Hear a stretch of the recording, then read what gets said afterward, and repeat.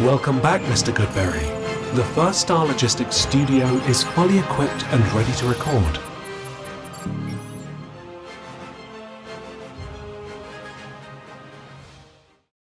Did you know that Dax Hill ended up PFF's third highest graded cornerback and had the highest coverage grade once he got moved back to boundary corner? Welcome back to Bengals on the Brain, presented by First Star Logistics. I'm your host, Joe Goodberry. Dax Hill has been yanked around a bunch after being drafted in the first round out of Michigan. He was a slot hybrid star type defender in that Michigan defense, not really a true safety. When the Bengals drafted him, they thought they could mold him behind Jesse Bates before they lost Jesse Bates in that franchise tag year. He didn't play a lot, just played special teams. Year two, they put him out there at free safety. I didn't think he was that bad, but he didn't look like he was ready to go at the speed that they needed him to be in 2023, right? Or yeah, it was 2023 when they needed him to carry this defense for a high-priced offense at that time, right? We were still in the Super Bowl window. We were expecting things to go well. Didn't go well for him. The following year, they move him back to the boundary corner. He gets hurt after, 5 games? Looked really good in those 5 games. Last year, they're like, we're going to make you a slot corner. And I thought that was a good idea. I thought, put him back to where he was in college, let him make plays, let him be a bigger, faster Mike Hilton, even though he's probably not as physical or as good of a tackler. He's still decent there. They never unleashed him, never allowed him to do any of the things that Mike Hilton did from the slot. So then halfway through the year, when the defense needed an overhaul, they moved Dax to the boundary opposite DJ Turner, put Jalen Davis in the slot, and everything stabilized. And Dax, once again, played really well on the boundary. But how good did he play? And should we be talking about his extension a little bit more? Probably. I'll put on the tape to show you why. The upswing for Dax Hill, number 23, starts against the New England Patriots. We're talking about the final 6 weeks of the season. And this actually wasn't a great game for him. So we're gonna start it with this one. So a lot of things to talk about in his targets. We're looking at next gen stats when he was the closest defender. As we see Mac Hollins comes out in motion, Dax Hill kind of widens out with him. We got a play action pass where Mac has a vertical release. Dax is trying to stay patient. At this point is when you have to flip your hips and start to open up when you're this far downfield. And you got to think like, all right, this guy's probably cutting this way or taking me vertical. So Dax is opening up and he's right on it, right? He can tell at when that's supposed to break mentally. He knows based on the way Mac Hollins looked like. And again, I only briefly watched these about 2 weeks ago to see if this was even a thing to do in terms of a film review. So seeing that and seeing Dax break on that, it's a great jump on that ball. It's great mentals. How much he's developed on that aspect of playing corner can't be underrated. All right, he's on the outside, more of a press situation. He's definitely squared up with Mac Hollins, who quick motions inside are going to get him a little bit more space because Dax was about right here. It's going to come down, and when you get that, you're going to drift back just a little bit off of him to give him more of a free release. But the press here is at just about 5 yards. He gets contact with Mac, probably a little late in my opinion, but he is on him. Look at that. He is all over Mac's hip. Jumps in, breaks that ball away. That's 2 in a row for Dax Hill, the first 2 targets. And I said this wasn't a great game for him. There will be a big play coming up. It's just that these 2 plays here show you what he's really capable of and how sticky he is and how physical he can be. All right, he's on the top of the screen here in press against Kayshon Boutte. Boutte's taking the outside release. Dax is with him. At this point, Dax is looking like he's about to release upfield. I can see Boutte's already starting to throttle down. I would like Dax to be with that a little bit earlier, see that a little bit earlier. It's a good place ball by Drake May.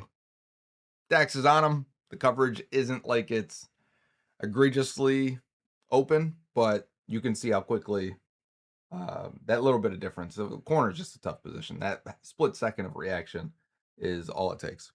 All right, he's at the bottom of the screen against Mac Hollins again. Mac's giving him an outside release. Dax one punch there as Hollins tries to swim to the outside.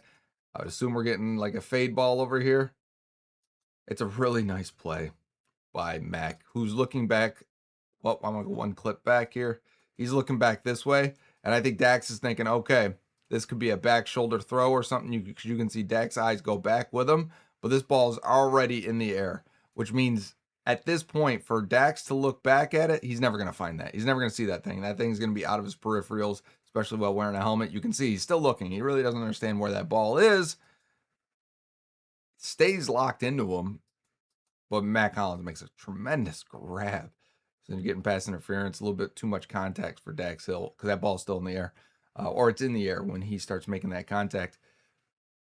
I don't blame him too much, but I definitely think if I were to say where his areas of weakness, that would be it when his back is turned to the ball. Again, he was a former slot guy. That doesn't happen too often. All right, he's at the bottom of the screen against Keyshawn Boutte, getting a little touch, and then fall back into cover two. Come back, make the tackle, because he's got to protect for the running back in the flat, right? So these guys are curling between these zone defenders. But Dax has to watch out for him as well. If you're wondering why, why just let him go? Why let him have that space? It's not man coverage, it's zone. With Al Golden, they play a ton of man. I like Dax in man. I think he's at best when he can be physical. Uses long arms and bigger body. He's at the bottom of the screen here. Matt Collins goes in motion again. Give him a little separation again. Looks like it's going to be an inside release route. Let's see. Yep. See if Dax can run with him as we're crossing across the middle, and it's a bad throw by Drake May, who in this game, if you remember, had quite a few bad throws, in my opinion. The Bengals really got to Drake. See, there was a deep ball. We must be missing it. I don't know why it's not charged for Dax on that one. Remember the deep ball to Boutte on the left sideline? That didn't pop up in my cut up here. Okay, that's okay. It was very similar to the Matt Collins. He just never saw the deep ball. So if you're keeping notes or chalking them up, tallying them up, put another deep ball on Dax. Okay, we're at the top of the screen. He starts bailing out of here, looking like it's potentially going to be dropping in the zone. But look at him all over the slant. That makes it a very tight window, very tough throw for Lamar. Dax is running that route pretty much for the wide receiver. Again, I think that's the real big area where I thought he got so much better was in his mental prep and understanding route combinations. Like already at the snap, we see Mark Andrews coming down this way, going to give us a 3-by-1. That's right. We got three guys here. And Dax immediately is dropping down into a lower position here because he knows we got a flat option. And Lamar likes to get that ball out quick to that flat option. So Dax jumps on that and then drifts back because then he's like, okay, let me make sure we don't have anyone coming back into this window here. He knows we got a deep safety here, but he still has to protect here. The open areas a lot of times are going to be here, or we saw the curls earlier, or let this flat route happen. Turn, take an outside angle, let your inside guy help you, and keep this to a minimal game. We'll take the checkdowns as long as we can come up and make tackles. And that's exactly your job there. Keep it to 6 yards.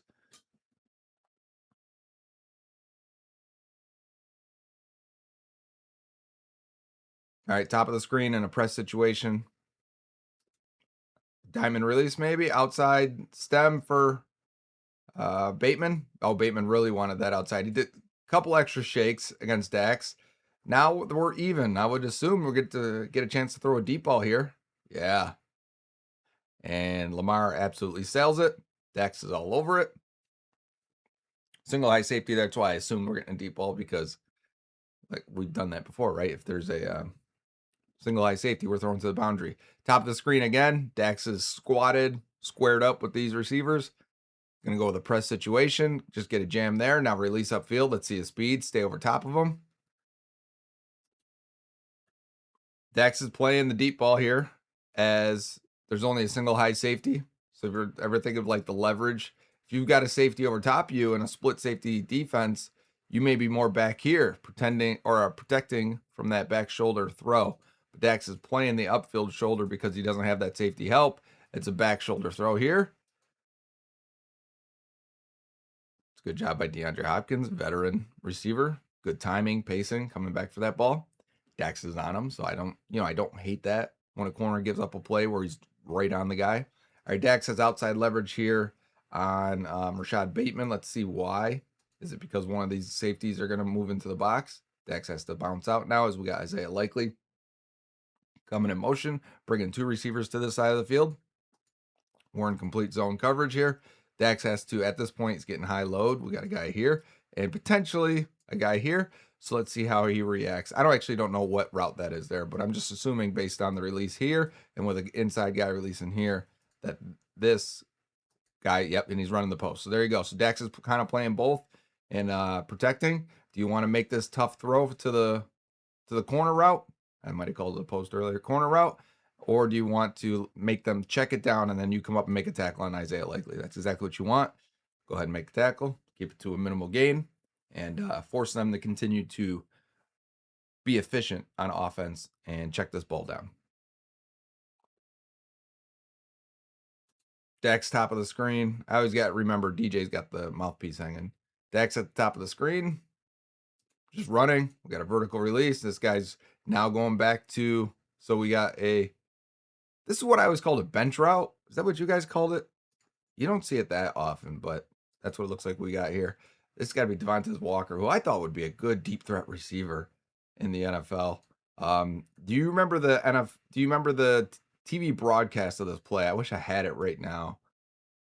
But Dax does a great job of catching up, getting that arm between Walker. Walker's got his arms down. If you can see me here, he's not attacking the ball. He's got his arms down, and Dax wraps his arm over top of that. And then he looks back at the final second, which is probably why he doesn't get flagged. It's a very good recovery and pass breakup for Dax Hill. You're going to get beat sometimes on these, especially with deep threat receivers like Walker there, that can vertically stretch the field. Now that I think about it, the booty play, there was a penalty on it. So that wasn't,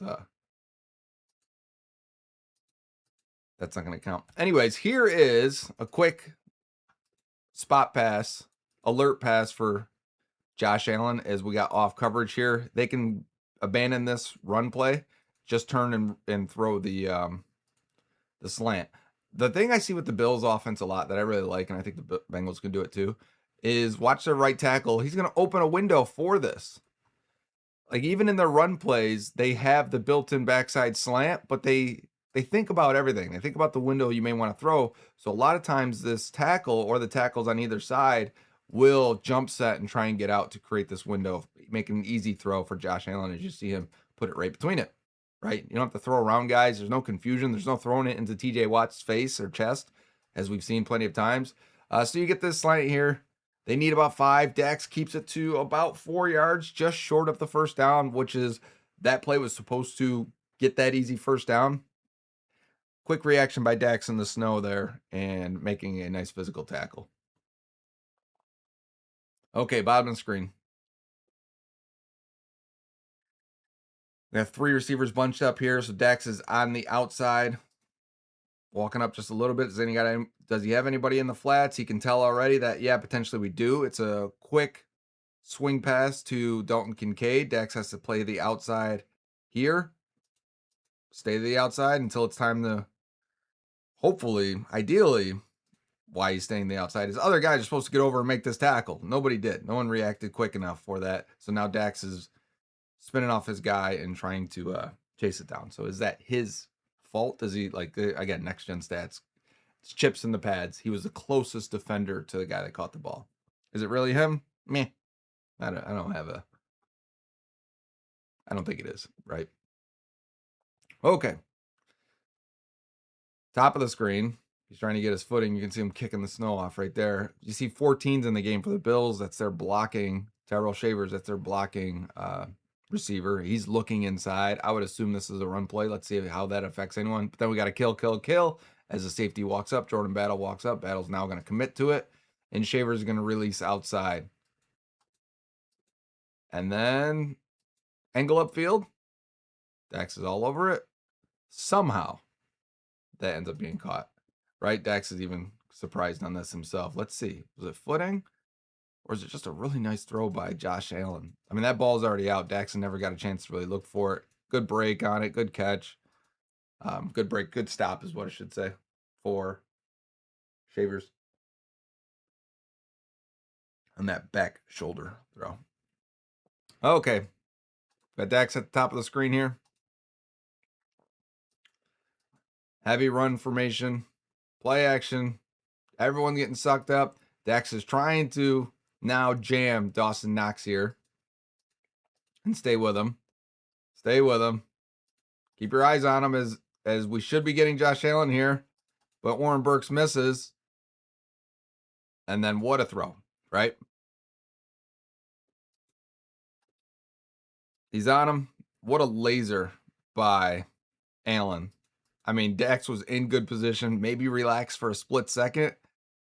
But if you remember, you guys don't remember this play, do you?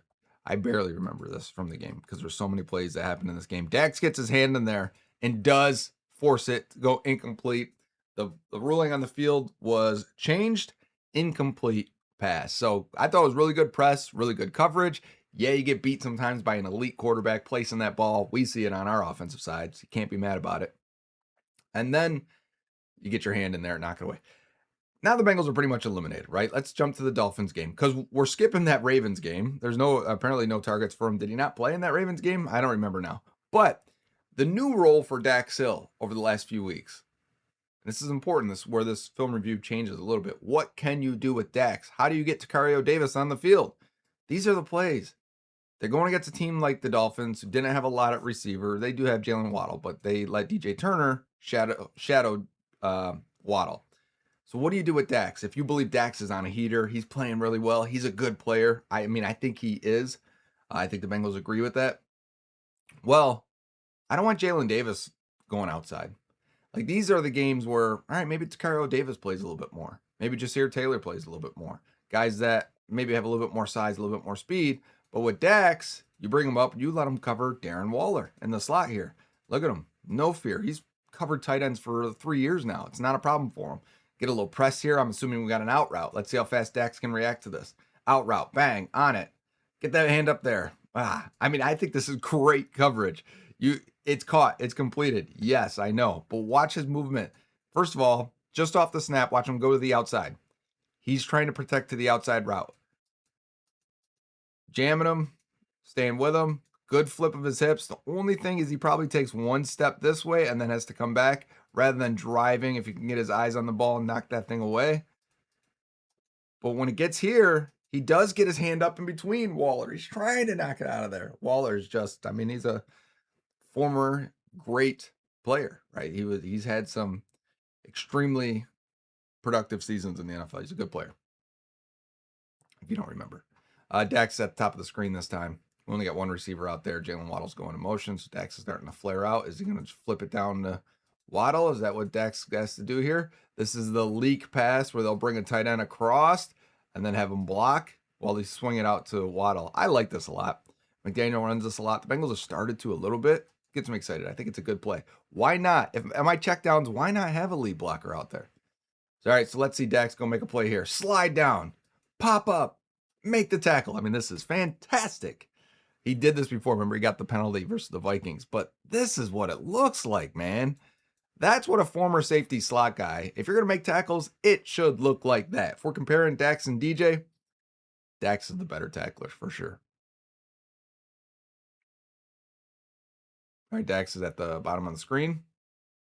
Doesn't really have a receiver here, right? He's got two tight ends on this side. Let's see how he reacts to it. It looks like outside releases for both. I want to say this is Dulcich and Waller. So you're going to see Dax almost fan out this way. And we're going to see that against Jalen Davis as well. But Waller is going to outside release and then come back inside. So watch how Dax reacts to that right there after he gets jammed. Dax is on it. He realizes, like, oh, that's my guy. That ball's out, right? Like, did you see how fast Quinn Ewers wants to get this thing? Right there. Dax is breaking on it. That hand goes back. He is moving. This is what you want to see from a high-level corner. And he's in there, helps knock it away. It's banged around a little bit by Barrett Carter, but that is a great break on the ball for Dax Hill. All right, Cardinals game is up now. We've got 29 targets in total here. So if you're wondering what it looks like for the last 6 weeks. And I'm trying to find Dax. There he is. Okay, so Marvin Harrison and DJ Turner down here. It's the only receiver, so we've got to have Dax cover a tight end. We got a couple tight ends here. Looks like he's going to stay with McBride, I would assume. Let's go and see what happens. There goes McBride. We're actually bringing Battle with him. Sorry, so let's get focused. I don't remember this play. Here's Dax.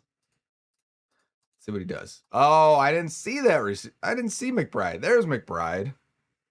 So he is covering McBride one-on-one.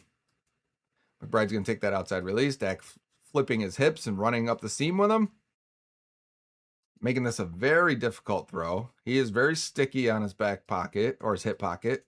Yeah, I mean, he's actually touching his back pocket there. And because he's such a good athlete with good speed, Dax is, like, it's nothing for him to have a little bit of clunkiness while changing direction in press and trying to flip his hips and run upfield. All right, try and do better on this one. I did not see McBride next to those linemen. All right, Dax is on the outside. Top of your screen. Looks like you potentially press again here. Let's see. Not really. There's the hand on the shoulder there. Still over top. I would assume we got a vertical route. Oh, there's the breakdown. There we go. So that's here where you're trying to get these guys to open their hips, the corners, and he does. I would say he is, right? If you look at it right there, he's pretty open, ready to run upfield while staying locked in and pressing into his and leaning into his receiver. So when I want to say it's Marvin Harrison, I can't really tell. He's making it a very physical play. It is Harrison at the top of his route. Here comes the ball. Dax reaches in, knocks it away. I know it's kind of blurry. Sometimes the Bengals all 22 is not the best. They need new cameras for it. But, you know, from my screen, I can see it. Large screen here. Watch Bengals on the Brain on a TV, huh? Okay. Again, Dax. Right here. We got a tight end right here. Let's see if that's what the job is again here. So we're getting to these final weeks. Like I said, it's what he did a lot. Man coverage. He's not worrying about the other guys. Jalen Davis is following the other tight end. Dax is locked in on McBride. McBride releases vertically. I would assume, based on his lean right here and his eyes going inside, that he's going to break inside. No. Oh, I was with Dax. See, I like to pause it right there because this is right before. You can tell on that one. I like to pause it right before the break when the guy's starting to set it up. A lot of times, guys are going the exact opposite of where they're looking or where this foot is planted. That's like almost especially for a veteran guy that's a really good route runner like McBride. They'll plant off this next foot and cut. So watch Dax. He's actually going to take a step this way. He must be thinking the same exact thing here. Of course, he doesn't get to pause the play. He has to react live. That's why corner is so tough. Right there. There's the 1 foot for Dax. He realizes he's being undercut now, and the route's coming this way. Let's see if he bicycle turn flips this way, flips the opposite direction. Yes. Some of you that have played back in the day, your coaches would never let you turn the opposite way. That is actually taught this way now. It's a quicker way to react and turn and get up to full speed. Oh, that's a long developing route. We're going wheel route out of the tight end position. That is a tough route to cover. Here comes the deep ball. Back shoulder into McBride's stomach. So not only does it turn into a deep ball, it turns into a back shoulder. Are you kidding me? Dax is still on him. Reaches back. He's got both arms around McBride, if you can tell here. He's almost bear hugging him, reaching him around him. And knocks his ball away. There goes the ball, rolling down the sideline. That is a tough ask. That is a tough play to cover.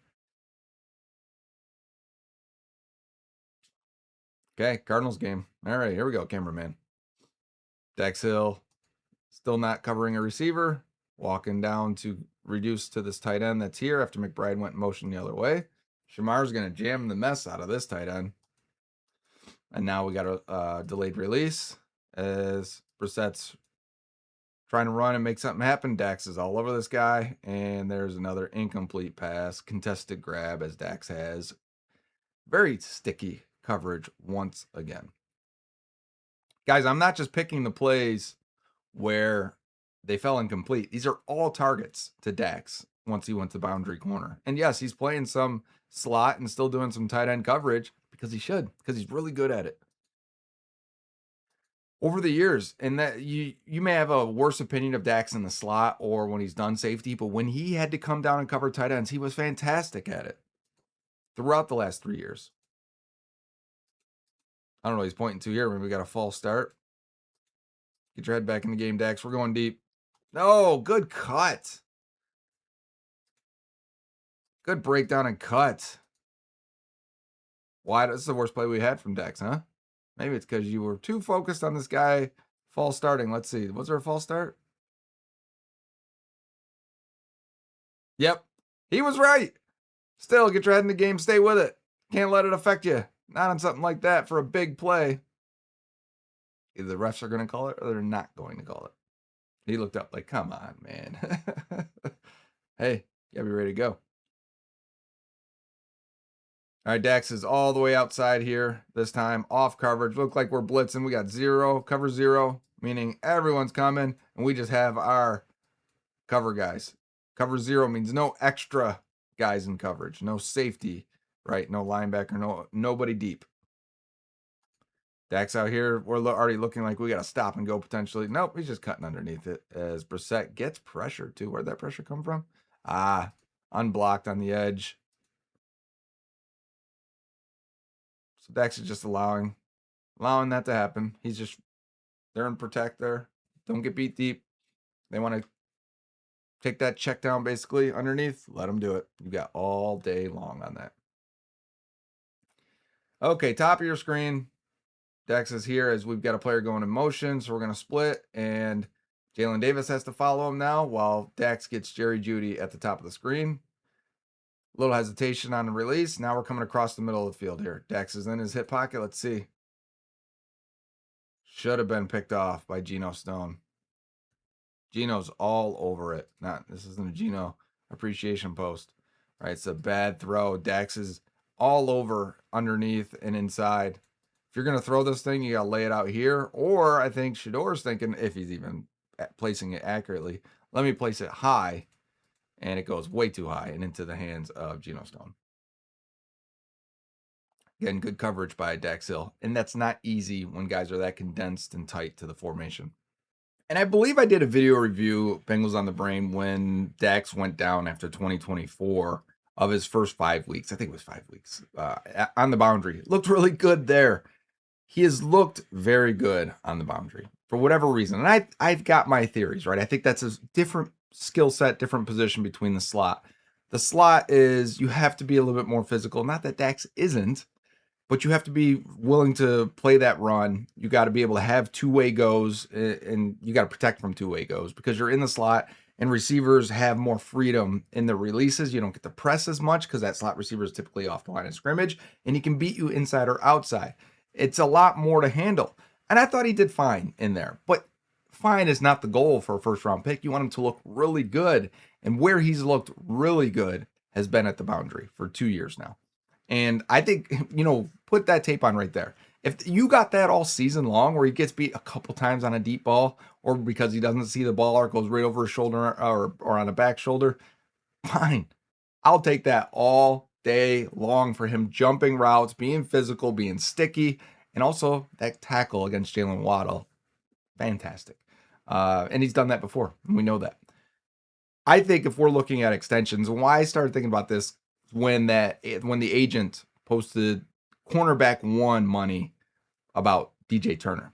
Cornerback one money's at least $25 million a year. Like, do I think DJ's going to get 20, 22? I don't. Maybe the average will be that with his 1 year, $4 million remaining. We'll talk about that. But if we're talking $25 million a year and Dax is more in the 15 to 18 million per year, I don't know why we're not talking about Dax more as an extension candidate, because I think he's going to, if he stays healthy, has a good year, he's going to get paid 20 million in the offseason. He's a former first round pick, high pedigree player with size and athleticism and speed, has recovered from an injury. So he's mentally tough and can do all these and does all the work behind the scenes that's required to come back from injuries and be a good player. I think Dax will get paid. So why not pay him now? Who are the two young players that have maybe hit of all of your players here on defense that you've drafted recently? DJ Turner, right? We're talking about that. Is the next one, the next guys, Miles Murphy, Jordan Battle, Dax Hill. Of those three, which one's the best one? Dax is. 100% Dax is the best one and shows closer to being his finished product, which is a good one, than anybody else. I think we should be talking more about the potential extension there. Maybe he doesn't want it. at $15 million per year. Maybe the Bengals have offered it. So I'm just saying, there's a disconnect there because it doesn't feel like that's bubbling up to be anything, to be an extension. But man, he's much cheaper than DJ. It sounds like if DJ is getting cornerback 1 money, and I don't mean top 32. I mean cornerback 1 is a top 10, and those guys average $20 million per year. I'm thinking DJ Turner is going to get that type of contract, and maybe we should consider Dax Hill. If DJ does get that contract, we will be sure to have a film review here on Bengals on the Brain, presented by my friends at First Star Logistics. Until next time, Hoo day.